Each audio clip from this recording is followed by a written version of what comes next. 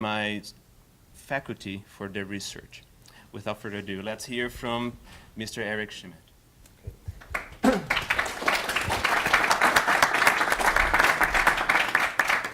So first, I have to say I'm surprised. I thought Sparty and Purdue were good friends, but apparently we have some good rivalry between us. You know, it's really funny for me to be here. I used to work at Motorola, and they were doing this big Oracle implementation, and I was that guy that argued everything. I had vice presidents tell me, you need to stop being so difficult. So take lots of pictures, because I'd love to send to them me speaking to the prestigious Purdue about technology and supply chain. What I want to do today is look back over the last 10, 15 years and talk about how technology and procurement has changed, how it's evolved, and some of the opportunities and challenges we face. Before I get into this, Amway is an interesting company. Curious by show of hands, who here has heard of Amway? Wow, that's good. That's very good. Anybody know where we're headquartered? Michigan. Anyone know what city? Grand Rapids. Ah, very good, very good. So, what's that? Grand Rapids, Michigan. So west side of the state. Yes, yes, for those of you with Michigan in the hand, somewhere over here. So quick overview of Amway. We are the world's largest direct sell company. We recently overtook Avon. We've doubled our sales in approximately 10 years. And when you think about how the economy has been, we're really proud of that, to say we doubled despite a lot of those challenges. We are the world's largest manufacturer of vitamins and dietary supplements. We have one of the top beauty brands in the world. We also own Laura Mercier, for those of you that are consumers of cosmetics. And we have a booming air and water treatment systems business. What I love about Amway, what actually got me to leave and come here, is their values. And I'm not here to judge anyone's generosity. Every company I've worked for have been great corporate citizens, and a lot of the companies in the room are as well. All I would say is Amway's been really special for me. You add up these two really big numbers. The company's donated over $600 million to children's charities. We have 2.5 million hours in volunteering. It's paid. I'm going next month. I encourage my team to go. And our owners, on top of all of this, are two of the biggest philanthropists in the U.S. So Amway's done some really great things that we're all very proud of. So to talk about technology over the years, I'm going to talk about some of my first few jobs out of college. This very terrible-looking desert is to show a complete lack of systems and data. So some funny stories for you. In the upper left-hand corner, one of my first jobs out of college, I bought produce for a living. And they said, get here at 5 a.m. because in order to go in the system and release all the POs, you need to be here before everybody else gets in and they get slowed down. And that was high tech because you still had to literally fax some by hand. And then you had to wait around to get your confirmations back to make sure that that company received your purchase order. This other one, I started at Ford, and their systems was this homegrown system, right? And I got yelled at by my boss because I could never remember function F47C / meant to place an order, and you had Post-it notes all over your monitor. In both these jobs, if you weren't crazy good at Excel, you were going to struggle because there's such a lack of data. You had to be the macros pivot table wizard to do it well. And this is my favorite one. If you imagine like rows of cubes, right? There was these literally big garbage things in the middle of the aisles because everyone printed everything. You had such a lack of distrust of the systems, and it was changing that you were printing everything to prove it and try to make a point. And so inevitably, you were dumping all of this paper in these big recycling bins. Fortunately, technology changed quickly, and our friends from IBM said it really well, right? I think we're very much in this era of major ERP systems that have led more kind of standard, consistent ways of process and doing business. From a procurement point of view, the challenge with that is these are really financial engines. Financial people love them, right? These were not built necessarily for supply chain and procurement folks. We've started to see companies, and I know JDA has been around for a while, but has done a lot of supply chain software. Oracle and SAP have come up with supply chain modules. We don't have any Oracle, SAP people in the room, do we? To be frank, they're not the friendliest thing in the world to use. You're laughing, so thank you. You bailed me out. You know, we were at a conference, and we brought in all of our procurement people from around the globe, and we were going to look at one of these companies' procurement modules, and we got about 5 minutes into it and said, we can't do this. It's just so complex and not user-friendly. We looked at a contract management module, and their recommendation was you have to have super users, and we just said, this isn't going to work, right? So the good news is, folks, like IBM, other companies have realized there is a true need to come up with legitimate procurement and supply chain software. So now we have the complete inverse. There are way too many systems. There's way too much data. I have companies cold calling me constantly, trying to sell me some sort of software solution, and the amount of reports and data people give me, I can't get my head around. So this is me sitting in Grand Rapids, Michigan, and you're trying to make a sourcing decision, right? And I have all sorts of spreadsheets and data from Oracle, from JDA. I can get labor statistics from the federal government. CASME gives me benchmarking data. There's really great directionally correct information in the media, like the Wall Street Journal. My supplier's telling me something, and my counterpart in China, who I respect greatly, is telling me it's all wrong. It's overwhelming. We've struggled with this.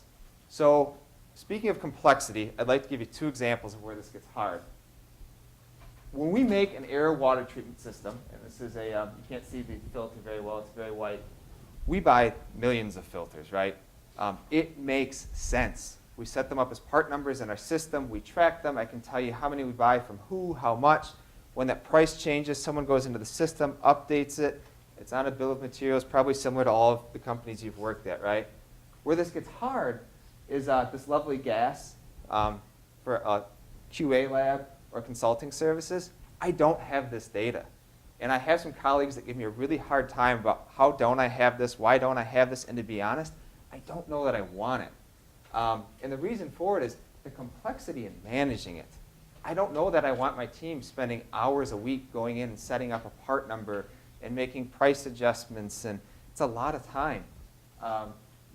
The other piece of it, when we bring in distinguished professors from Purdue to speak to us, do we want to slow that process down to say, wait, hold up, I got to give you a part number, and I got to put you into a commodity code, and it sounds silly, right?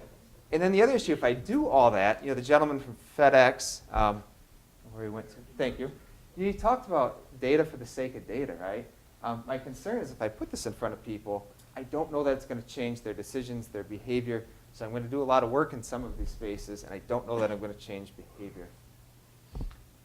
So where we're ultimately trying to go, this is like this perfect balance, right? You have some land and some water, and it's refreshing. It's not a desert or a roaring ocean.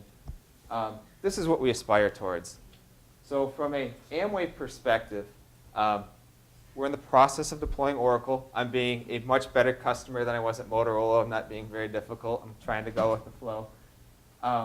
We'll use JDE for our manufacturing.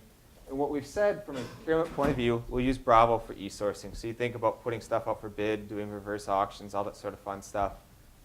We'll use Bravo. The one I'm really excited about is CLM to do contract management. Today, it's a lot of folks like Angela and myself email Word documents back and forth between legal and suppliers. So to have a more systemic way of doing that will be great. I kind of felt silly putting this on here. But I think we're doing some really cool things with it, and if we're all honest, every employee spends the majority of their day in these things, so getting it right is very important. We recently cut over to Outlook. We've integrated that deeply with Cisco Jabber for chat. WebEx has been great. And with SharePoint, I know I usually roll my eyes with SharePoint. We have a gentleman on our team that's done some things I had no idea SharePoint could ever do, and has made it a great communication tool. The areas are kind of unknown here. Spend analytics, this is one of those ones where it is overwhelming. I feel like every week a spend analytics company calls me and wants to meet and talk. And being really frank, and I've had this conversation with my boss, at this point to me it still feels like it is maybe more work than benefit. Someone's yet to convince me that it's worth the investment. The real big one on here is big data. FedEx spoke a bit about it, IBM definitely. I don't know that anyone's completely figured it out. We realize that there's things outside of our systems in our office that we need to be aware of, but bringing that in a way that's productive and useful has been a challenge. By nowhere to the depth that you folks have. We've bought some subscriptions to things that go out and look on the web, in media, social media, news, blogs, to kind of help bring that to us. But this is a big hole for us. How do we understand big data and make it productive? So in closing, it's a delicate balance. And when I look at bringing software into our procurement organization, my two big questions are this: does it integrate well into the existing systems, right? That's another area I'm really picking on spend analytics is, how are you going to interact with these other systems, right? I don't want this complete standalone system that's going to be really difficult to interface. And the other piece is the maintenance, right? I don't want my team spending hours a week uploading Excel spreadsheets, feeding things, recategorizing. It needs to be low maintenance. And with that are the last two pieces, right, is global adoption. I don't want super users. I want these tools to be friendly enough that people want to use them. They're easy to use. They consistently use them. And then ultimately, it's got to help with the sourcing decision, right? Sometimes it sounds nice, but if people really aren't using it to make better decisions, you've got to ask why you're doing it. So in closing, I wanted to thank you for having us here. Purdue has been an outstanding relationship for us. Angela's done an absolutely fantastic job. I have some Purdue grads on my team. We would love to have more of you. So please reach out to us. And again, thank you so much for having us today.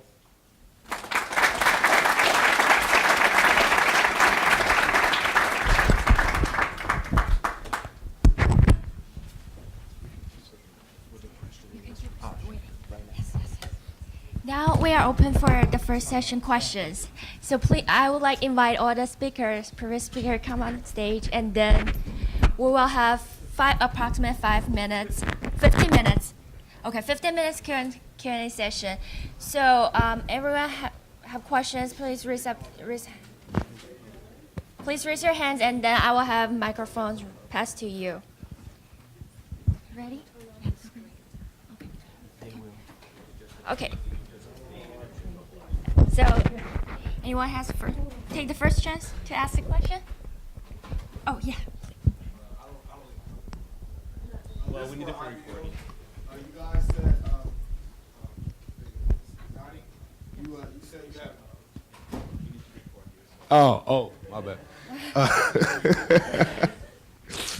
This is for IBM. You had the descriptive, predictive, prescriptive, and cognitive procedure. How long did it take you guys to come up with that, and what was the main idea behind that? I think those are kind of known classes of analytics, right? So we didn't actually create those classes. Well, I'm not saying create the classes. Like, because you said this was like kind of your procedure that you wanted to put towards the process. What made you want to put that towards the process, like taking all 4 sectors of that? Well, I think again you start with what are you trying to do, right? What's the business issue? What's the pain point? And based on that, then you kind of look at, well, can I solve it with, if it's just the pain point is somebody wants information, well, let's have a dashboard, right, with some alerts, right? So you can use a descriptive technique, right?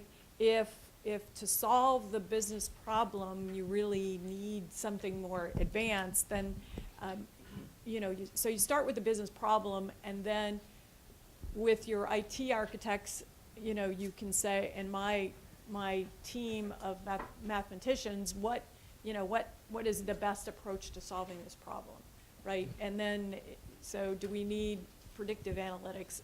If so, okay, then let's go spin a SPSS model, right? If we really then need to, off of that, give guidance, some sort of optimization, then bring in an optimization engine or some sort of technique that, for the end user, tells them, based on, again, what's happened and what you think's going to happen, what should their next best action be to optimize that process. So to me, it's not necessarily about, which you don't start with which technique you're going to use. You start with what's the business problem, and then figure out what the best technique is to solve that business problem. Okay.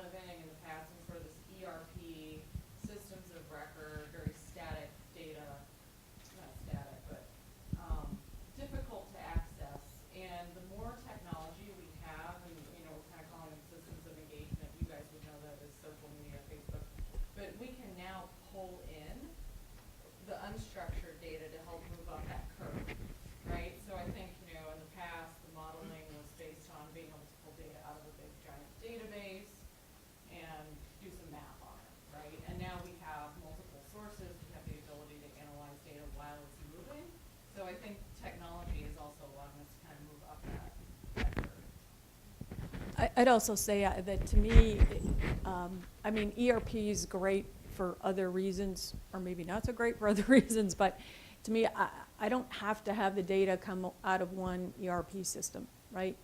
I pull data for the IBAT solutions. I'm getting data from multiple systems, from multiple companies every day, right? So to me, it doesn't have to come from a solution. As long as, you know, I can throw it into a Cognos, you know, some sort of cube, data cube, right, and leverage it. I don't, you know, I don't care where it comes from. I need the IT guys to make sure it runs every day so we get the feeds in and out, but it doesn't have to come from one system. And I think that's somewhat of a kind of a liberating thing as well, right? The other thing I'd say is the cloud will make this grow exponentially from my perspective, right? So heretofore, you know, it's been file transfer, you know, et cetera. I think that we're at the forefront of what the cloud will enable relative to data sharing and visibility across trading, you know, trading companies. So security is underlying then very important, but the cloud will help this grow exponentially, I think. Yeah. Hi, I have a quick question. First of all, my name is Don Buckman, and I'm involved in the global supply chain management experiential learning area, where I'm out trying to drum up projects for students here. So I'm really excited. This is a new assignment for me, but I'm sort of here to plug that. But also, I'd like to know if these slides and presentations are available for distribution, or do I contact the individual people? Because this looks very interesting, and as I get out to contact local companies and maybe reach out a little further, this would kind of help me in developing a presentation. So any help I can get and any knowledge would be greatly appreciated. So will these be available? Thank you. We probably need to check with Professor Annabelle if we will have that available. We need to check with all the speakers if that would be okay to have that available. But definitely give your contact to us, and we'll make the contact with you for sure. Dr. Shantakumar has an answer too. No, I'm gonna. Oh, you have a question? So, next question. Yes, I'm going to follow up on that because the way, in terms of what you have, the descriptive, prescriptive, and then, predictive, prescriptive, cognitive, it seems like it's unidirectional. But suppose once you have what you believe to be a good predictive analysis, and you have the all the analysis done, and you have the models, distributions, and everything, you apply that to prescriptive.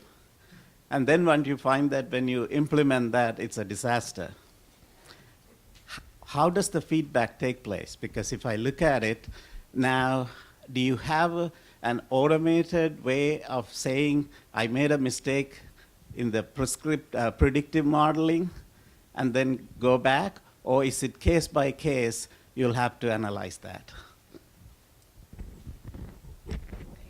I guess. So a couple things. One, start small so you can tune the model, you know, before you roll it out, and it is a huge disaster, right? So that's the reason I said start with a proof of concept, and work with the operations guys, because they'll know, you know, you can look at the output of the model and know whether it's running well, or what parameters you need to tweak. And in this area it looks good, but this area it doesn't. Well, let's go explore this area a little bit more. So that collaboration is really important as you're developing the model.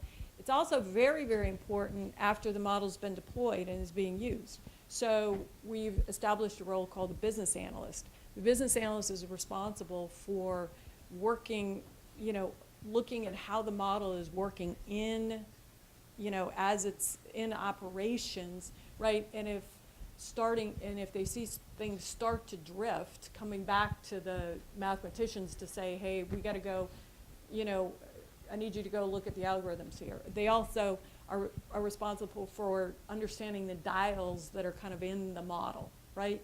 So we're getting too many outs on the IBAT, stock outs in the IBAT tool. Let's raise the minimum fill rate target by 0.5 point, and et cetera. So that ongoing, that ongoing support of the tool in the operation by a business analyst is very important to keep it relevant and keep it working. I'd also say after, you learn within the process if you need to change some things. So put into place in the process, if there's a big order coming in that the tool doesn't see, okay, let's allow, for 4 weeks, let's allow that to drift, the max inventory to drift up, right? And then bring it back down. So again, these models aren't perfect, right? They're not meant to address 100% of the situations, but more and more as people, as companies get, charged with being more and more productive, right? You need to allow the technology and the models to handle, the run rate 80% of the business that can be operated within certain parameters, and you monitor those dials and keep it good, right? And you need humans and brain power to really work on the other, 20% that are the big deals or the complex things, that you need humans, to work on and collaborate on. Have them spend their valuable time on that, and the models take care of the 80% of the business that's kind of run rate. Morning. Thank you all for your presentations. They were all wonderful. As technology becomes more and more important to the supply chain and analytics, what skills or knowledge do you think new grads need to really hit the ground running?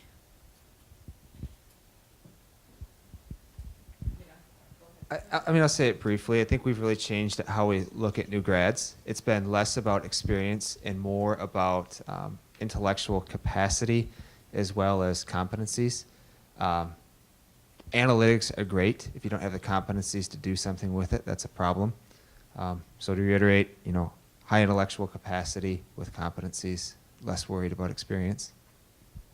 Yeah, I would add to that, in addition to kind of the hard skills, like analytics and understanding the basic concepts of supply chain business, change management. So you've probably heard from all of us today, we're trying to make this transition from the old world to the new, from fax machines to, analytics. And part of the reason that we do things small and iterative is because people don't yet trust the data. It's really interesting. People want to go, at least I've found in our industry, people want to go on their gut feel. They're like, I'm guessing this order is going to come in, so I'm going to plan a little bit higher. And that's how it works, and they don't trust the data sometimes. We're getting over that. But it is kind of a rare skill to be able to get people to come along with you.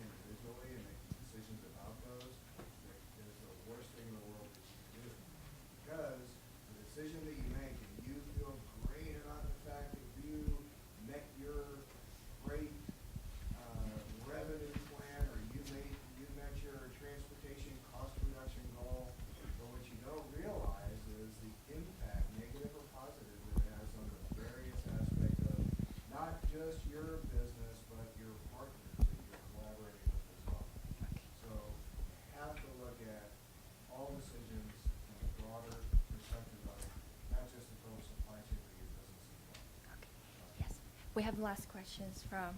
More questions? Yes, one more.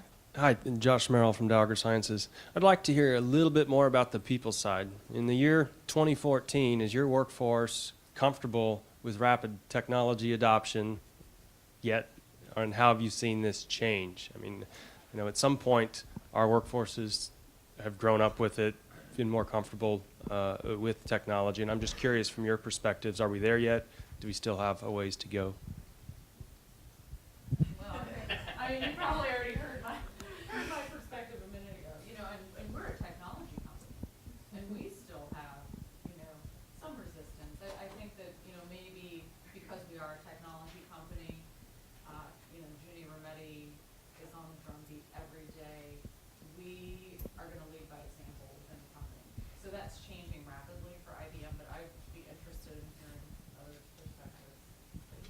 So we've been hiring a lot of Gen Y, right? And this is just Eric Schmidt speaking. I think their willingness and capacity to use technology is very high.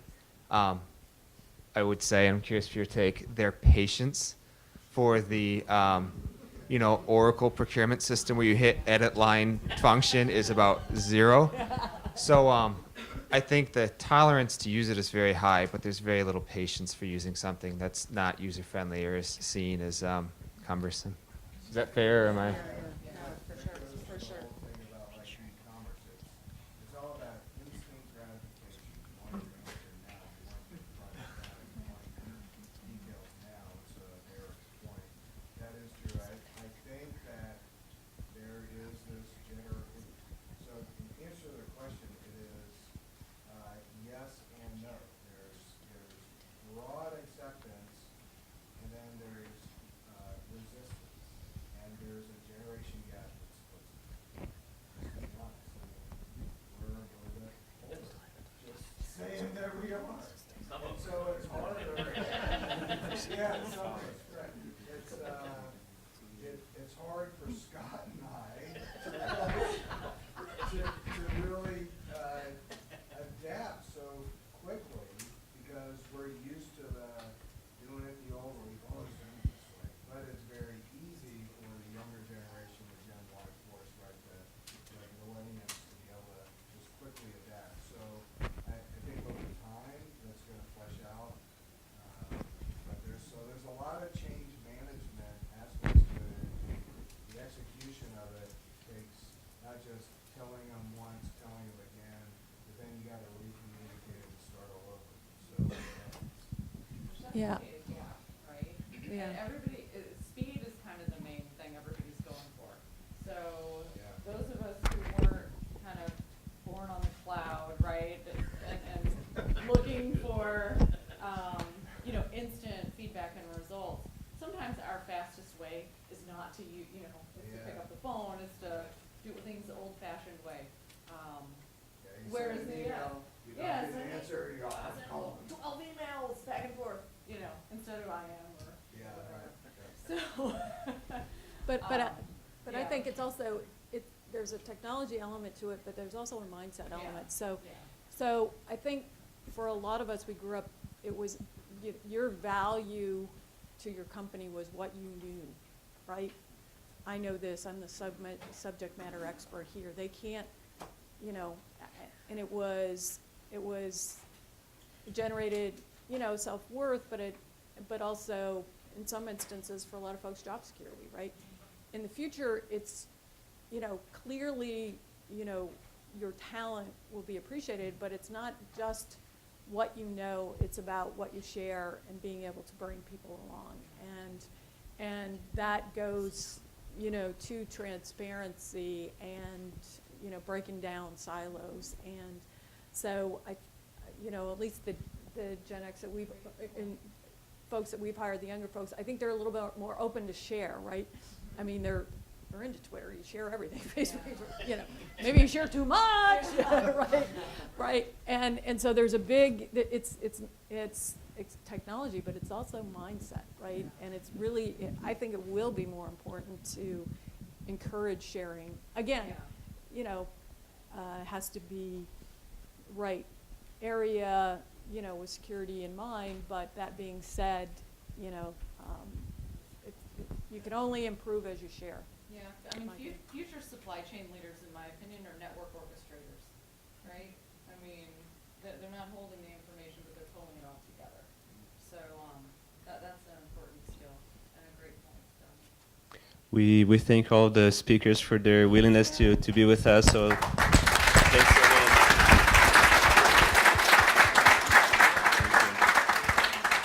We will now have a short break, so we will be back at 10:10, or sorry, 10:10. Adding a few, another digit there. Thank you very much. Good job.